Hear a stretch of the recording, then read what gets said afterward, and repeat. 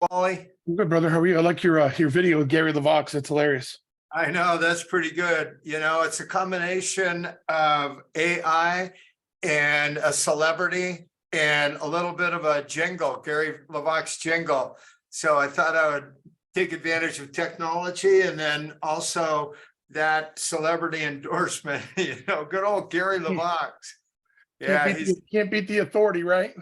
I know, absolutely. So what's the weather doing in your world today? Are you in Texas? Texas.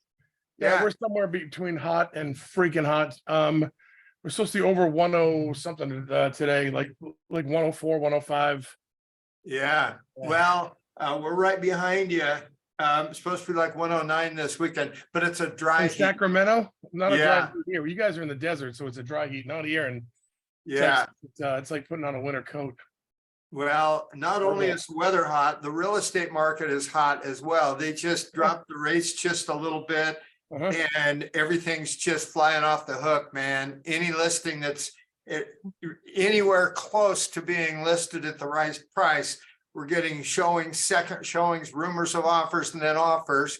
So the reason I wanted to get you on here today is because we all just need more conversations, and we need to dial up our conversations. And with chatting with a lot of agents in the marketplace and on my team, and I've asked them just why aren't they having more conversations?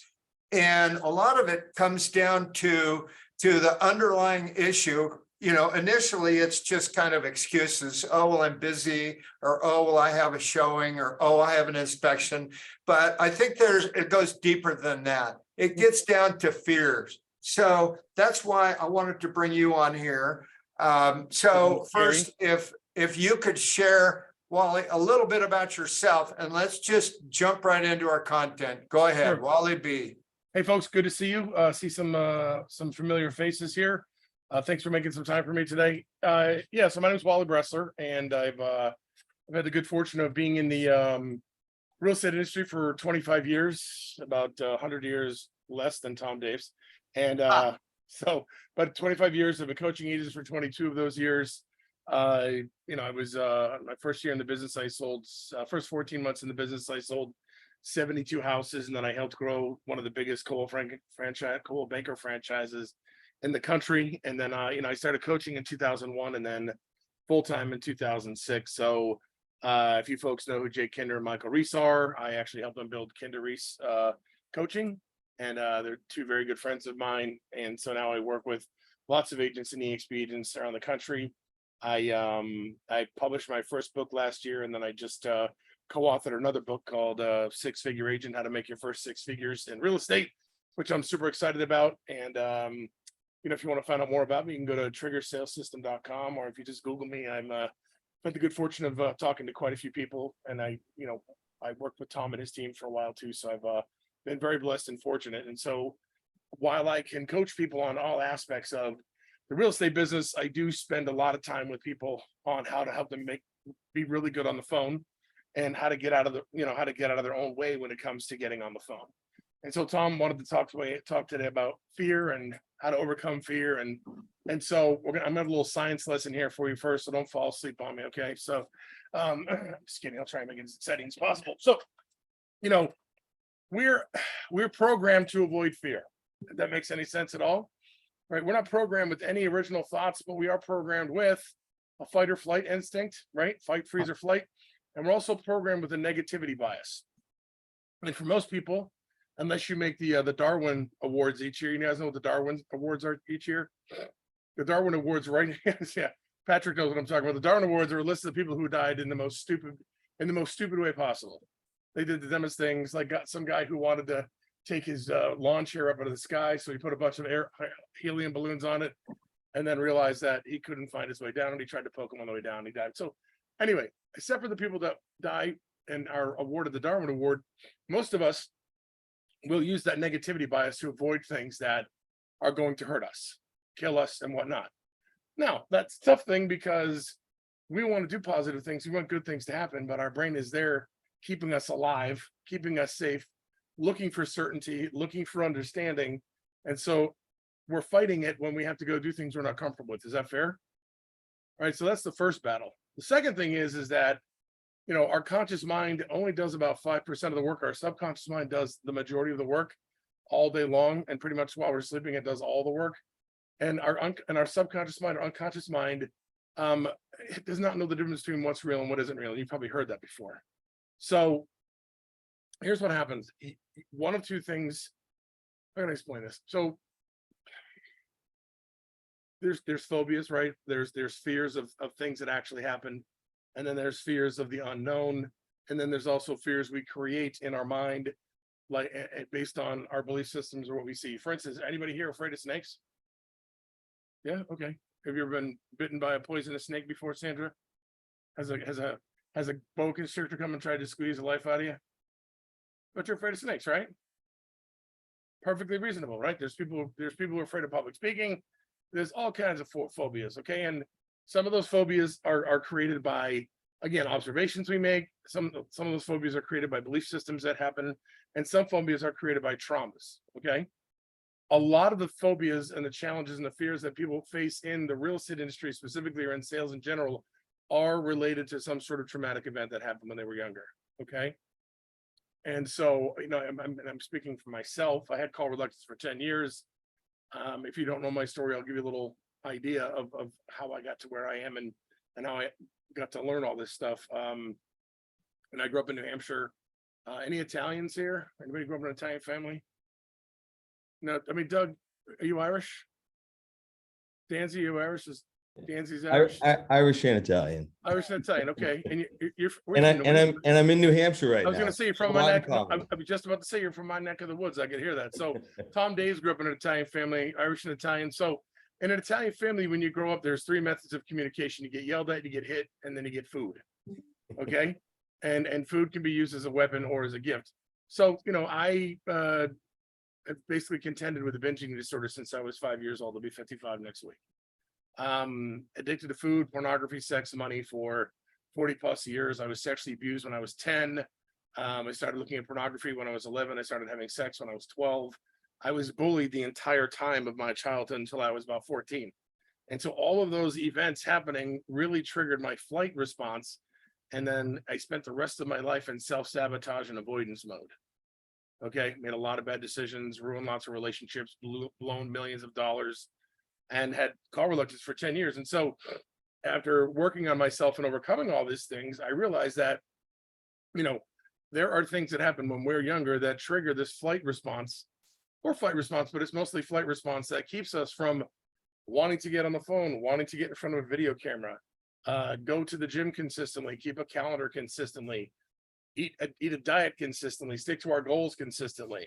Or we'll go up and down. We'll have a really good month of 3 houses and we're charging and going on. And then all of a sudden something bad happens and we disappear for 2 months. Right.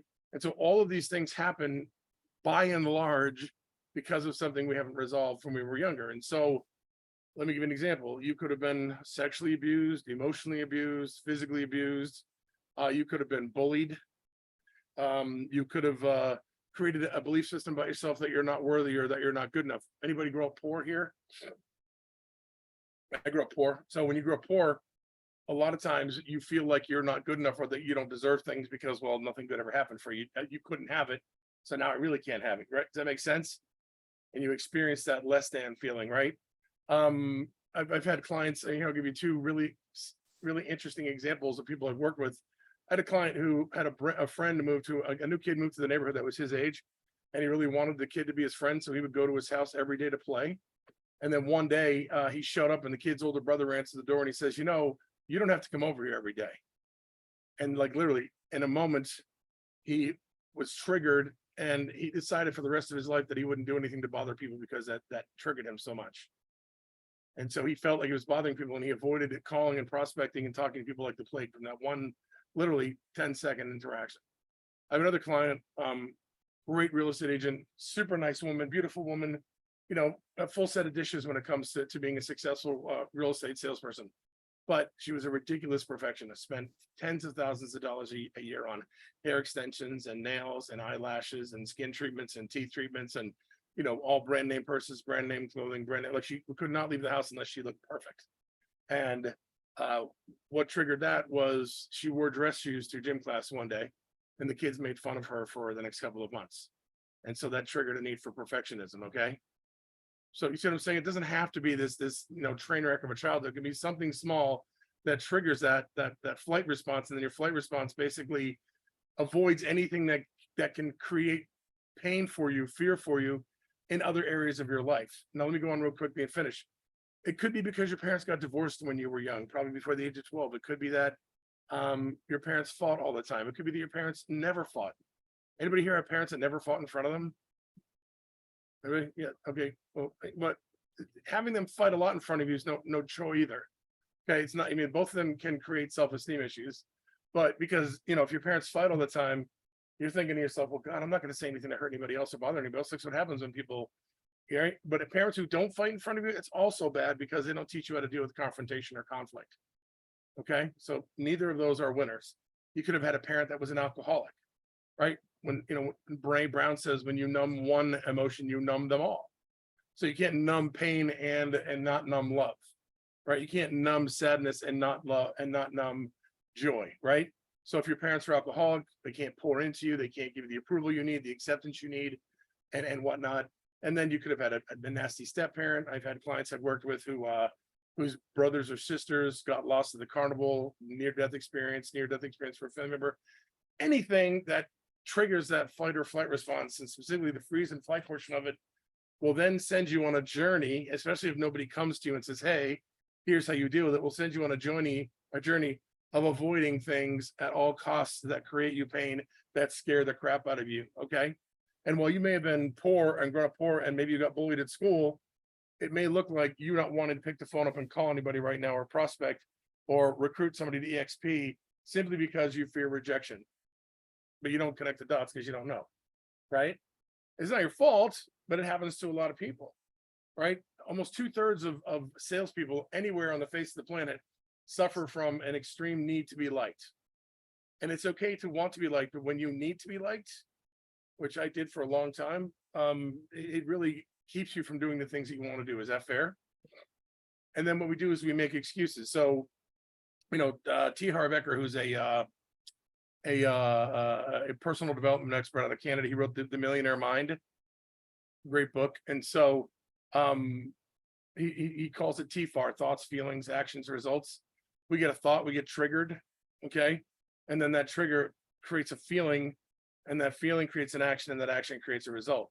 But if you have situations where you get triggered and that fear rears up and it rears its ugly head, you often skip this emotion. So it's trigger alcohol, trigger drugs, trigger sex, trigger pornography, trigger cigarettes, trigger alcohol, or it's trigger procrastination, trigger perfectionism. Oh my God, I can't go do this. I can't call yet. I don't know my scripts and dialogues. I can't go on a listing presentation. I don't know my listing presentation, right? Trigger anything that's an avoidance strategy. I mean, scrolling through social media for a long time is an avoidance strategy. Watching TV for a long time, eating when you're really not that hungry is an avoidance strategy, even if you're not addicted to it. Anything to get your mind off of what you're supposed to be doing. Okay, it seems harmless, and it is harmless, but it basically is keeping you from being the person you truly want and are worthy of being, and creating the business that you truly want and are worthy of having. Can you see that? Okay. And so what I hear is I talk to people, oh, I don't like prospecting. I don't like when people call me. I don't want to bother people. It's too early. It's too late. They don't want what I have. I don't want to sound robotic. I mean, you can slice it up any way you want. You can call it that. You can call it chocolate pie. It's all the same thing. Does that make sense? And so and I'm going to explain this, and I think Tony Robbins says this best. He says, it's okay. Kristen Neff, who's an expert in self-compassion, they both say the same thing. It's okay to identify the source of the suffering and the pain, but it's not good to stay there where that pain and suffering is. Meaning at some point you have to let it come up and let it go out of you and work on it. And the sad thing is, if you don't work on the things that are keeping you in the fears and any mental health issues you have, which are perfectly reasonable, especially in this day and age, if you do not work on them and fix them, eventually they're going to cause you even more pain, even more sadness. They can lead to extreme anxiety, extreme depression, PTSD, and for people like me at some point, the desire to want to take your own life, which I came this close to doing in October 2019. So it's the good news is it's not your fault. And like I said, the bad news is that doesn't go away on its own, only gets worse. Is that fair? Okay. So now a lot of people don't know. God, you know, I have this. Any perfectionists here? Raise your hand. It's okay. I was a perfectionist. It's okay. Any procrastinators here? We'll wait for you. Okay, go ahead. Did you get my joke there? Did you get that? Anybody get that? No? Okay. So anyway, right? Procrastination, perfectionism, all avoidance strategies that, you know, can kill momentum. So what happens is our, like I said, our subconscious rules the day, but it also remembers everything you've ever tasted, touched, seen, heard, or smelled. Anything that engaged any of your five senses is locked down in there. Unfortunately, we don't remember like things in like filing cabinet mode. We remember them in sandwich mode, correct? And as part of the, you know, your brain's kind of interesting because it does you the favor to avoid the pain by letting you push it down, but then it comes back up and says, hey, listen, we can't let this stay unresolved forever. So we're going to bring this back up and we got to keep dealing with it. Okay. And that's what self-sabotage looks like. Things are going great. I'm doing well, got some sales going, life is good. And all of a sudden one deal falls apart, something happens and then you spiral, right? And now you're like, oh, this is terrible. And you start beating yourself up and all these horrible things happen. And then you just basically take yourself out of the game. Rick Carson in Taming Your Gremlin calls it your gremlin, who comes back and reaches you and grabs you and says, you know what, that's not us. We don't do that. And then you go back and you take all these steps back and then you sit there and you just bounce along the bottom until you get enough energy or desire to pick it up again. And every time you bounce along the bottom, it's hard to pick it back up. Okay. So if you truly want to figure out what it is that's keeping you from getting the results you want, you know, by the way, is everybody here making all the money they want to make in real estate? They're getting all the results you want? Brett, I saw your smile there. Brett's like, no. So it's safe to say there's things that we all could be doing, and I include myself in this. There's things we could all be doing that we're not doing to get the results we want in our business, correct? And you know, I don't believe in laziness. I'm just not a fan of that word because I believe all laziness is rooted in some unresolved issue, right? I don't think people intentionally want to be mediocre, right? Our brains are set for growth. They're set for advancement. Again, Tony Robbins says true happiness comes from fulfillment and growing. My belief is with laziness is that there's something inside of you that is unresolved that needs to be resolved, and your only way to deal with it is just to sit around and ponder it or just keep pushing it down. So a couple of strategies here. Number one, when you go to bed at night, your subconscious mind, it's going to work, and it's basically taking everything that happened that day plus anything else that's unresolved in your brain, and it kind of puts it like in this remember the librarian had the cart that was shaped like a T and the books were on it, and he or she would walk around with the books on the shelf. That's what your subconscious does at night. You know, it's replenishing all the chemicals it needs to be replenishing. You know, it's working on helping you get sleep, but it's super active. And one of the things it's doing is making sense and clearing space. But if it runs into something that it doesn't remember, or doesn't resolve, then it's going to try and think about it for a second. If it can't resolve it, it's just going to like leave it on the floor. So you're walking up, oh, I was bullied in school. Mercilessly leave that on the floor. Oh my God, my parents beat the crap out of me. Oh, let's leave that on the floor. And so what happens is anything it can't find a space on a shelf for, it leaves on the floor. And eventually it piles up and piles up and piles up. And then when you're sleeping at night, the cart starts bumping into it. Anybody here have trouble going to sleep? Okay. Anybody here have trouble staying asleep? Okay, right? You go to sleep and then you wake up and you can't go back to sleep. That's just your brain saying, okay, hey, you know what? We have stuff we need to work with. You know, Gary Zukav in his book, The Heart of the Soul, says anytime you feel an emotion that's disempowering, that's not working for you, whether it's frustration, sadness, anger, disappointment, or anything like that, he says that means it's time for you to go to school and learn about that emotion and how to deal with it. Not unlike a cut. You're going to cut and you bleed, and your brain's like, hey, we got to take care of that. And if you let it get it infected, your brain's like, hey, we got to take care of that. That's the same thing. That's the exact same thing as an emotion that is not serving you. It's the exact same thing. And you have to go and deal with it, because if you don't deal with it, you can push it down, but it's going to come right back up. So here's what I'm recommending. If you really want to find out what the situation is regarding why you're unable to accomplish the things you want, why you feel like you're lazy, why you feel like you don't prospect as much or do the things you're supposed to do, is get a couple of note cards. I mean, right after we're done here, I mean, it's morning there, right? So get a couple of note, well, it's morning everywhere actually. So get a couple of note cards, get a piece of paper, cut it in half, and just ask the question, you know, what is the source of my call reluctance, or what is the source of my anxiety, or what is the source of my perfectionism, or whatever it is. Okay, maybe you put a couple on there, you know what I'm saying?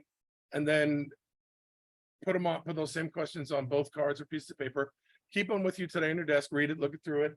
And then I always do this every time. My bedroom's right over there. So I always look over there when I say this on your nightstand, put it on your nightstand. And when you go to bed tonight, just read it a few times and your brain will find it for you. In fact, as we've been talking, if any of you had something traumatic happen when you were a child or any things I talked about, your brain's probably already started looking for it for you because it is desperate to get it out of your head.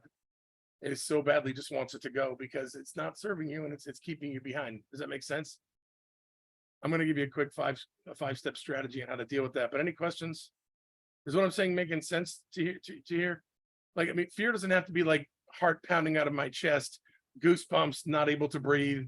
It doesn't necessarily have to be that. It can be this hidden belief system. I call it hidden identity that just grabs you and keeps you back from doing things. Okay. Before I move on, I want to share one quick thing with you. So there's a actually let me show you here. Hold on 1 second here.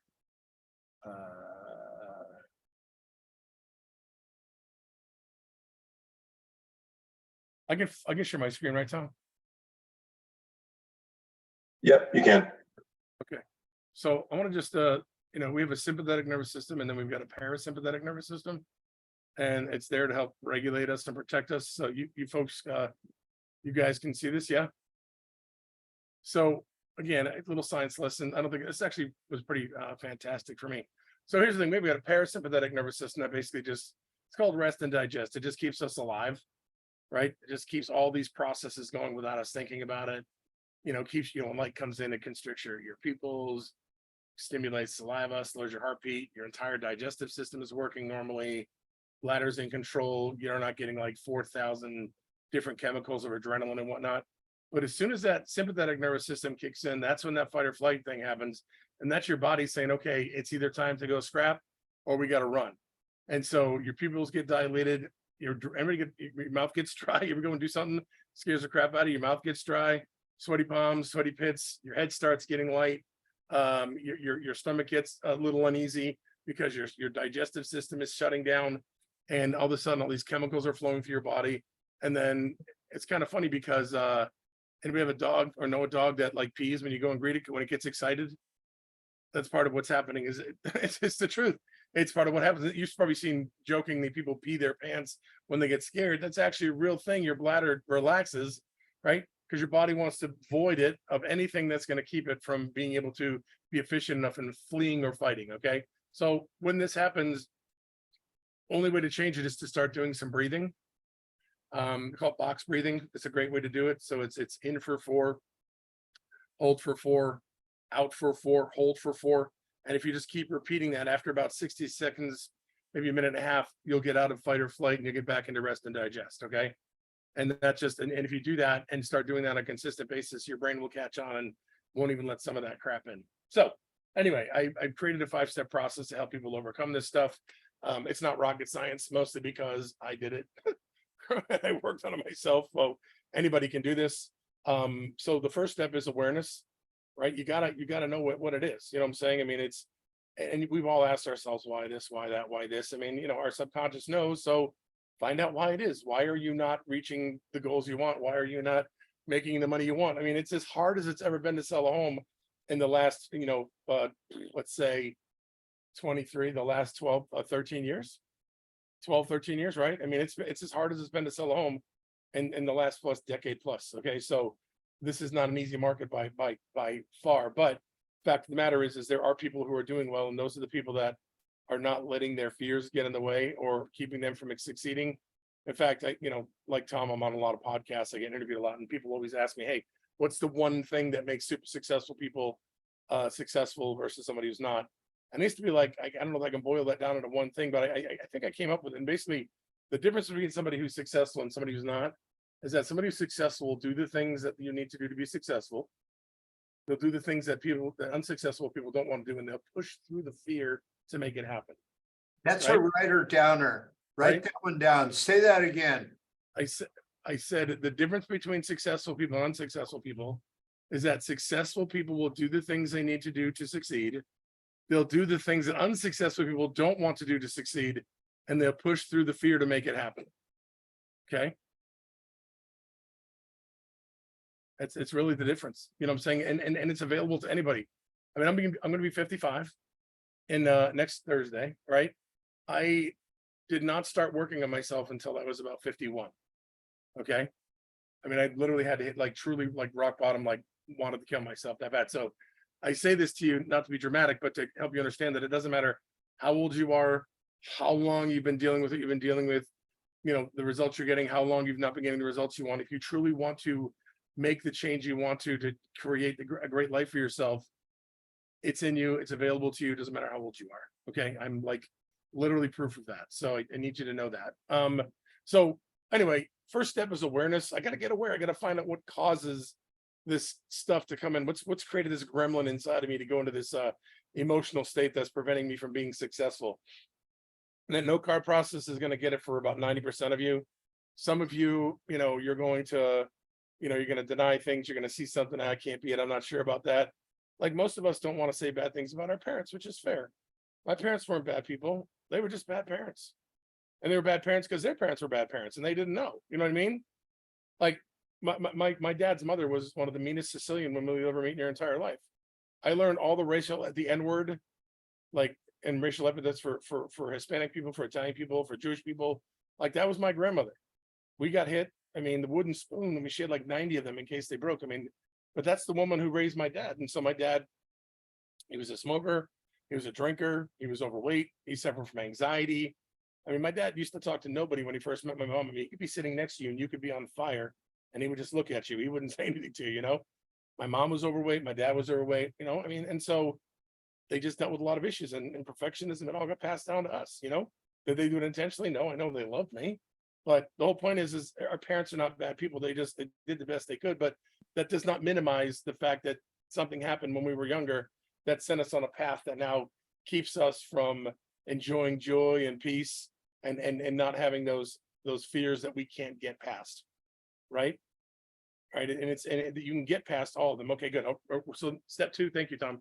Step 2 is you've got to identify these things when they come up. So it's first is awareness, and then step 2 is awareness, and then define, identify, and mindfulness. So step 2 is now that we have global awareness, we've got to go ahead and get situational awareness.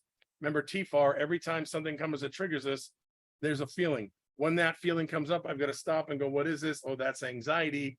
And then I've got to work on that box breathing. I've got to get mindful so I can train my brain not to have an emotionally reactive situation regarding that event. Does that make sense? So instead of freaking out, running around, or going in avoidance mode, I'm like, oh, that's anxiety. Let's do some box breathing and let's let it pass, and then we can move on. Step 3 is to basically to rewire your brain. I recommend Hal Elrod's Miracle Morning. It's 10 minutes each of what he calls his savers. So scribing, which is journaling, affirmations, visualization, exercise, reading, and then the silence meditation. Step 4, got 2 more, Tom. So step 4 is you're going to go ahead and figure out how to get what you really want.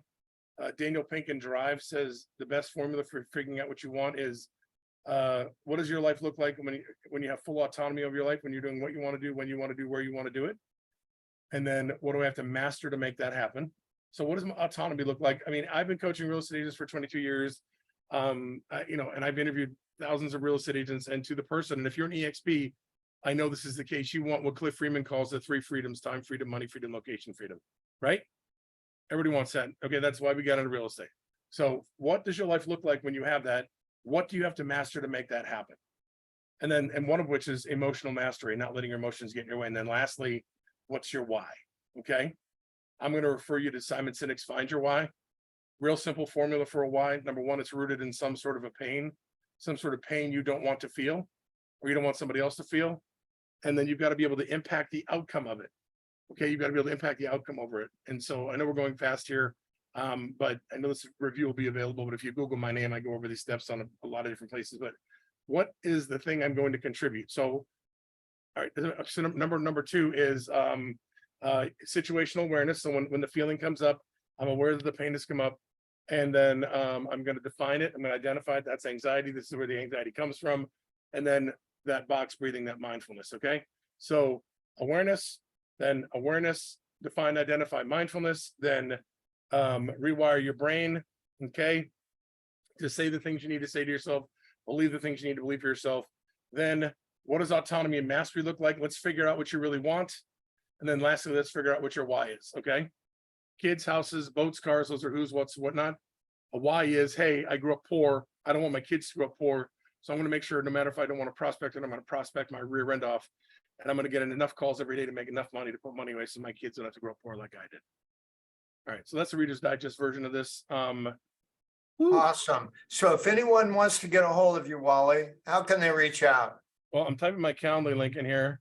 If you want a free half hour on my calendar, you want to talk a little bit more about what's keeping you from being successful, you can go to calendly.com/Coach Wally. I'm not going to try and sell you anything. Calendly.com/Coach Wally. You can copy and paste it. You can email me, Wally@triggersalessystem.com. And I hope this was helpful for everybody. It was great. We've got a quick question in the chat. What was number 2? I went over it again. It was awareness, define, identify, and then mindfulness. Got it. Like here's just real quickly, if you want to be real cities in 3, 5, 10 years from now, you got to get through this year. I'm just, Yeah. So there's no way around it. Awesome. Well, hey, thanks so much, Wally. Thank you. Now Bye, we all guys. got our inspiration. Thank you. Now we can put in the perspiration, push through our fears, Yes. be aware, make it happen, and then just pick up that damn phone. Make some calls. Yes, that's it. Once you get through all that stuff, it'll be so easy to pick up the phone, I promise. Okay, All right, guys. Have thanks a great day. everyone. Have a good Talk soon. weekend. Thanks. Thanks. Wally. Bye-bye. Bye Thanks. now.